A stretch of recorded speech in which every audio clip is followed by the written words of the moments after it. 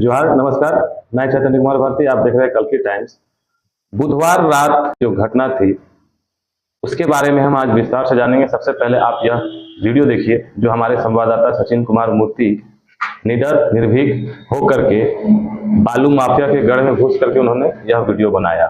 आप जो वीडियो देखे ये वही अवैध बालू डिपो का वीडियो है जो कि विष्णुगढ़ प्रखंड के अल्पिट्टो पंचायत NH 512 से सटे बालाजी होटल के ठीक पीछे इस डिपो का संचालित किया जा रहा है।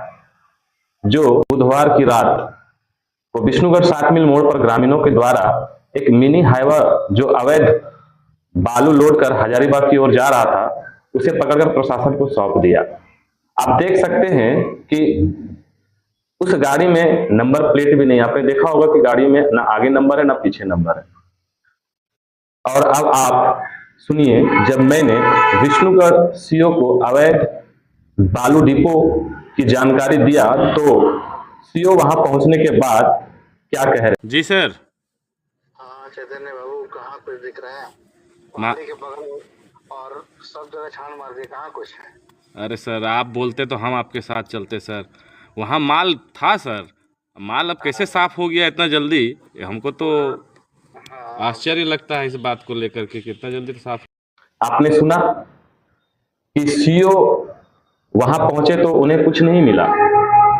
ऐसा कैसे हो सकता है कि वहां इतनी तादाद में बालू डंप किया हुआ था, उसके बाद भी CO को जरा सा भी कुछ नहीं मिलता, वहां पूरा साफ कर दिया जाता है 1 घंटे के भीतर ही।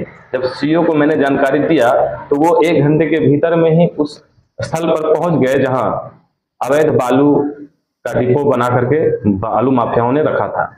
लेकिन जब वहां CO पहुंचे तो उनको किसी भी तरह का कोई भी वैसा संकेत या फिर वैसा सबूत नहीं हासिल कर पाए जिससे पता चल सकता कि वहां अवैध बालू का डिपो है या नहीं। अब इतनी जल्दी किस तरह से इतना जल्दी जो है सो बालू माफियाओं ने सारे बालू को वहां से हटा दिया। शायद बड़ी मशीनों की मदद से, JCB मशीनों की मदद से उस बालू को वहां हटाया गया हो। अब मैं आपको एक और ताजा खबर से अवगत कराता हूं। बुधवार रात को इतनी बड़ी कार्रवाई होने के बावजूद बालू माफिया इतने ढीठ है कि उन्हें न शासन का भय है न प्रशासन का। वे लगातार इतनी बड़ी कार्रवाई बुधवार रात को होने के बावजूद वे इस तरह के काम को रात में अंजाम दे रहे थे। विष्णुगढ़ CO ने गश्त लगाकर रात शुक्रवार की रात को यानी 21 मार्च की रात को वे छापामारी कर सड़क के माध्यम से जो हजारीबाग की ओर जा रहा था एक मिनी हाईवा जिसमें अवैध बालू लदा था उसको इन्होंने पकड़ा और विष्णुगढ़ थाना को सौंप दिया। बालू माफियाओं का इतना मनोबल कैसे बढ़ सकता है कि इतनी बड़ी कार्रवाई होने के बावजूद जो है सो फिर वो इस काम को फिर से दोबारा करने लगे। मुश्किल से मुश्किल 1 दिन बीतने के बाद ही अब आप समझिए कि उनका मनोबल कितना बढ़ा हुआ है।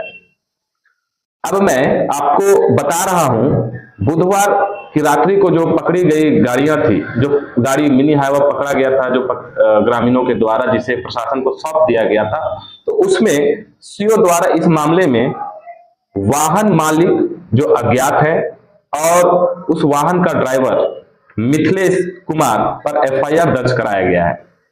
अब उस जो FIR दर्ज हुई है उसका कांड संख्या 53/25 है और जिसके तहत BNS की धारा 317(5) खान खनिज एवं विकास विनियम (4) झारखंड लघु खनिज समूहदान नियमावली 2004 के तहत धारा 54 झारखंड खनिज अवैध खनन परिवहन और भंडार नियम 2017 के तहत 9/13 इन सभी धाराओं के तहत मामला दर्ज कराया गया है। अब आप सुनिए, बुधवार रात पकड़ी गई गाड़ी का ड्राइवर किसी डिपो संचालक बता रहा है। किसका माल उठाते हैं? तो वहाँ देता है आदित्य। आदित्य कौन है? आदित्य नहीं पता। ड्राइवर जो नाम ले रहा है वह नाम आदित्य है। अब ये आदित्य कौन है इस पर तो प्रशासन को ड्राइवर के बयान के आधार पर आदित्य नाम के व्यक्ति की खोजबीन करके उस पर भी कानूनी कार्रवाई करनी चाहिए, परंतु ऐसा नहीं किया गया। सिर्फ ड्राइवर और वाहन मालिक जो कि अज्ञात है, वाहन मालिक अज्ञात है। और साथ ही साथ मैं आपको बता दूं कि अभी तक जो है सो वे मिनी हाइवा का जो है सो नंबर, अभी तक गाड़ी का वाहन नंबर अवेलेबल उपलब्ध प्रशासन के पास नहीं हो पाया। अब आपको बताते हैं, इस बालू माफिया का सिंडिकेट इतना बड़ा है कि रात में 1 दर्जन से अधिक मिनी हाईवे से अवैध बालू की ढुलाई हजारीबाग जैसे जिले, झारखंड की राजधानी रांची और साथ ही साथ अन्य दूसरे जिलों में भी, और उसके साथ साथ राज्य के अलावा दूसरे राज्यों में भी इसका सप्लाई भारी मात्रा में किया जाता है। क्यों किया जाता है? क्योंकि इसमें जो है सो ज्यादा मुनाफा होता है। आपको एक और मैं विचार करने वाली बात आपको मैं बताने जा रहा हूं। आप समझिए कि ये जितना भी काला काम हो रहा है, सरिया से लेकर के हजारीबाग जाने के क्रम में 5 थाना क्षेत्र पड़ते हैं: सरिया, बगोदर, विष्णुगढ़, टाटीझरिया, दारू और फिर सिलवार जो विष्णुगढ़ अनुमंडल कार्यालय है।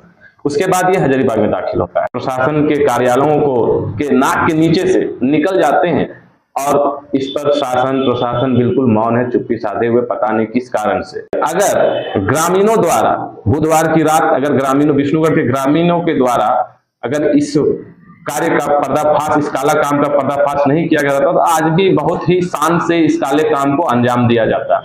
ना 5 थाना के अधिकारी और ना ही 5 प्रखंड के जो अंचल अधिकारी हैं उनको भी इन सभी कार्यों का जो काला काम हो रहा था उनको जानकारी नहीं है, पता नहीं किस कारण से, जबकि अधिकारियों की तो सूचना सबसे पहले इस जो भी काला काम होता है उनको सबसे पहले होनी चाहिए।